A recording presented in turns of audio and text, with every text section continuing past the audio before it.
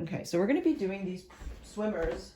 Usually I would do them prone, face down on the ground, but sometimes that's not always accessible to get down on the ground, or not accessible to actually get into the position where you can lift your hand up off of the ground. You might actually have to regress it.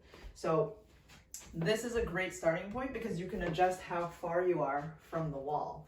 To make it easier for yourself, you would go further away from the wall, and to make it more challenging, you can come closer. You don't actually have to rest your forehead on the wall or anything. You just want to stand in a more neutral position, trying to get your hips right above your feet, your shoulders above your hips, and then your head just positioned in a way that it can be relaxed, sitting on top of your vertebrae.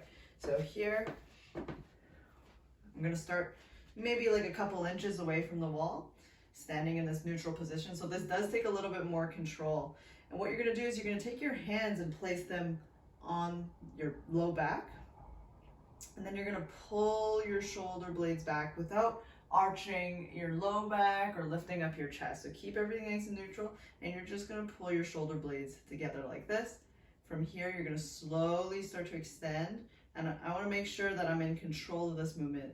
So meaning that I can really just pause at any point that I'd like, and just spend time there as well. So I'm coming up. At a certain point, you're going to have to rotate and externally rotate to be able to bring your arms overhead. And I'm pretty tight, so this is going to be quite restrictive for me.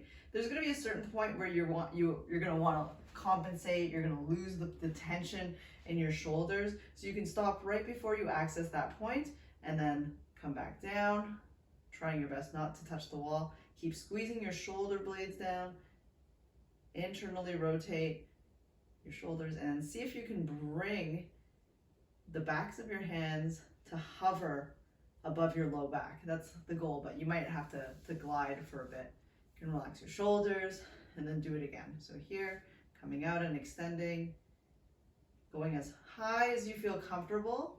If you feel that your body's starting to resist you quite heavily, then just don't go that far, and slowly work into these positions, right?